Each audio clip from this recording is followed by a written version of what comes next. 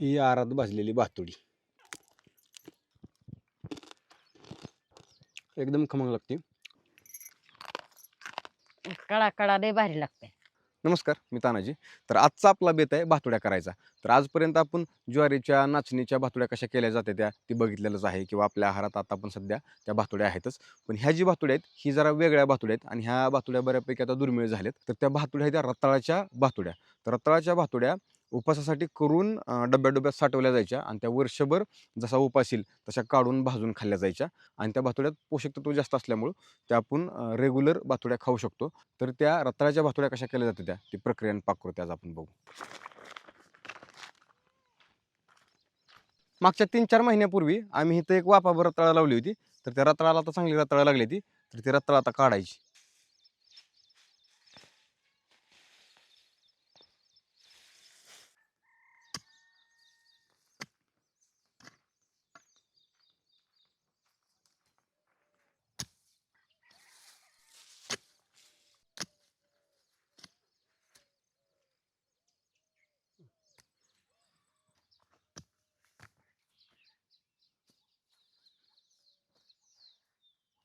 आता ही साधारणतः 5-7 किलो रताळं काढली ती आणि ह्यात काही किडलेली पण रताळं आहे ती.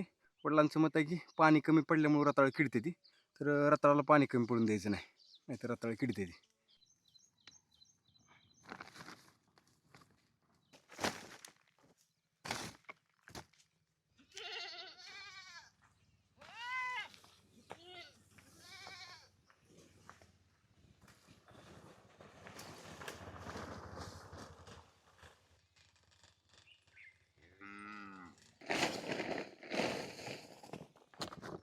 रताळं काढून आणल्या पहिल्यांदा नीट करून घ्यायची.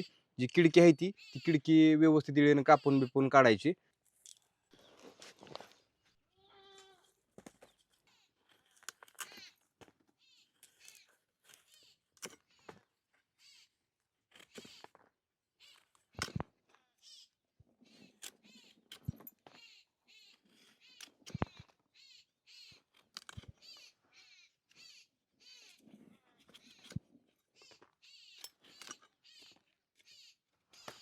रताळं वरनं किडकं दिसलं की कापून बघायचं. काही रताळी पूर्णच किडकी असते ती, पण काही रताळी निम्म्यार्धीच किडकी असते ती. तर जेवढा किडका भाग आहे तेवढा साईडला काढून टाकायचा कापून आणि जेवढा चांगला भाग आहे तेवढा आपण घ्यायचा रताळ्याचा, म्हणजे रताळी लय वायपाट जात नाही ती.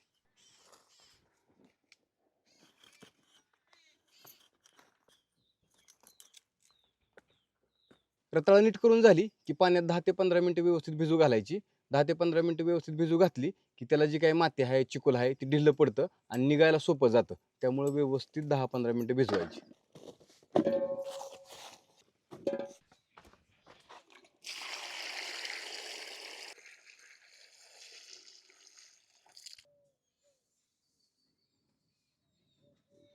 आता ही रताळं व्यवस्थित भिजली ती. आता हाताने थोडी चुळली की त्याच्यावरची माती चिखल लगेच निघून जातो.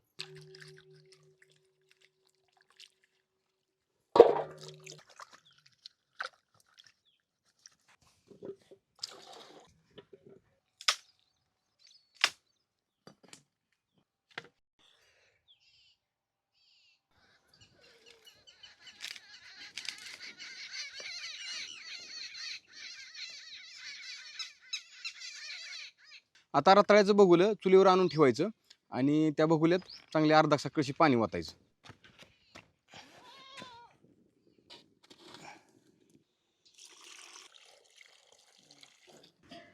हे असं एखादं सुती फडकं ह्याच्यावर झाकायचं. फडकं झाकलं की लवकर शिजते ती रताळी आणि हे फडकं झाकून त्याच्यावर मग ताट झाकायचं.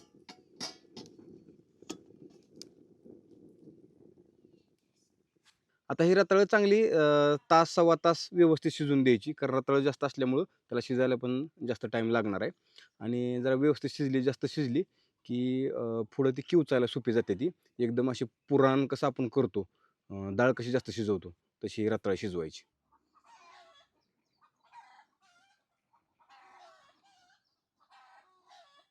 आता ह्या रताळ्याला साधारणतः तास दीड तास झाले शिजायला ठेवून.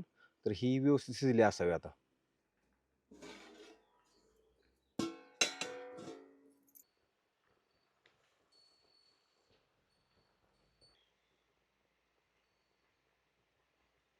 शिजले ते.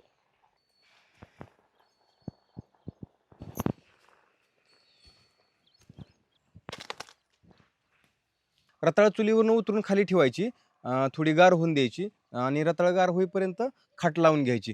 थापलेल्या जी भातुड्या आहेत त्या ती खाटावर व्यवस्थित पसरावं लागतं त्यासाठी आपण खाट लावून घ्यायची.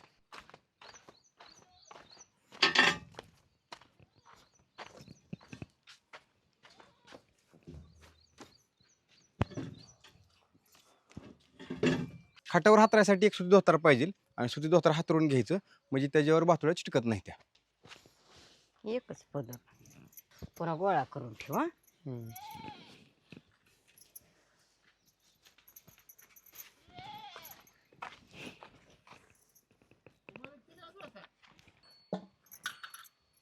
हे आता रताळ घेऊन किवचायची. आता ही रताळं व्यवस्थित हाताने किवचून घ्यायची, चांगली हाताने चुरगळून घ्यायची, कणिक तिंबल्यावानी तिंबून घ्यायची.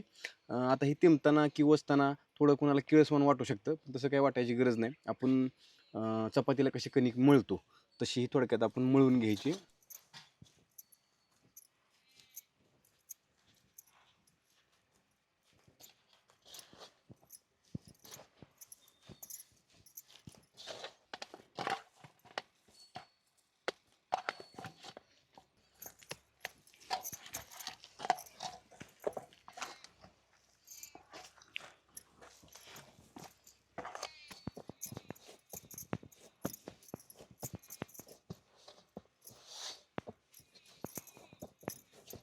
आता हे हुंडा करायचा, असं थापटायचा, फडक्यावर ठेवायचा आणि थापटून घ्यायचा असा. असा थापटून घ्यायचा.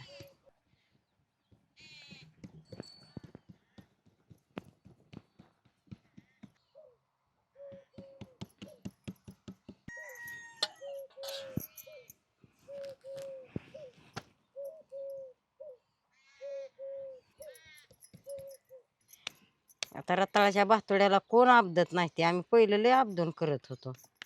आता कोण आता आपदत नाही. ही वर्षभर राहते ते ना. ही वर्षभर राहते त्या खायला, चांगल्या लागते त्या.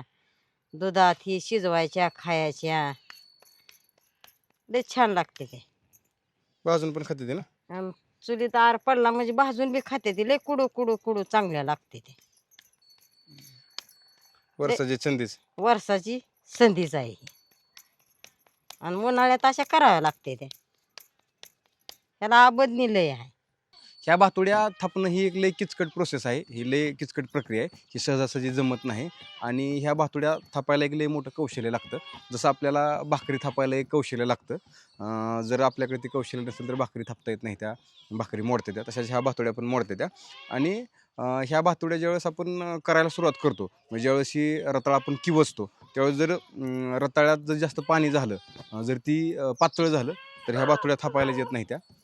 भातुड्या लगेच मोडते त्या आणि आपल्याला टाकायला पण येत नाही त्या. त्यामुळं लय अंदाज घेत घेत ही थापावं लागतं त्या भातुड्या.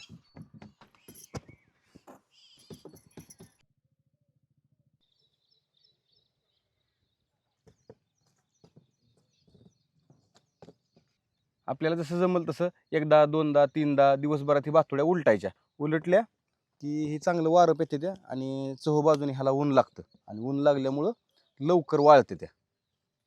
कुठलाही अन्नपदार्थ आपल्याला जास्त दिवस जर टिकवायचा असेल, जास्त दिवस जर साठवून ठेवायचा असेल तर तो अन्नपदार्थ व्यवस्थित वाळवून साठवला पाहिजे. जर तो अन्नपदार्थ थोडाफार वाला असला, त्यात थोडंफार पाणी असलं तर तो अन्नपदार्थ लवकर खराब होतो, त्याला बुरशी लागते. तर ह्या जी भातुड्या आहेत ह्या भातुड्या आपण 2-2.5 दिवस व्यवस्थित वाळवलेल्या आहेत. आता ह्या वाळून एकदम खट झालेल्या आहेत. जर आत्ता ह्या आपण डब्यात साठवून ठेवल्या तर 6 महिने ते वर्षभर ह्या भातुड्याला काहीच होणार नाही आणि 6 महिने ते वर्षभर आपण ह्या भातुड्या खाऊ शकतो. आणि ही एकदम नैसर्गिकरित्या सगळी प्रक्रिया आहे. ह्याला कुठलेही आपण प्रिझर्वेटिव्ह वापरलेलं नाही, कुठलेही केमिकल वापरलेलं नाही.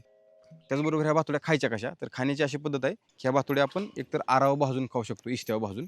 त्याचबरोबर आपण दुधात शिजू घालायच्या तर शिजवून पण खाऊ शकतो, पाण्यात पण शिजवून खाऊ शकतो. ही आरात भाजलेली भातुडी.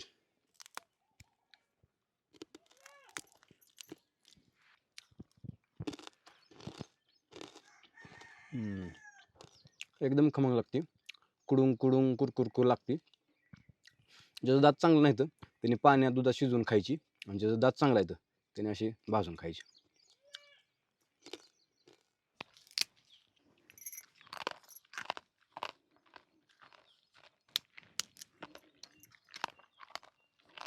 कशी लागते? कडा कडा लय भारी लागते.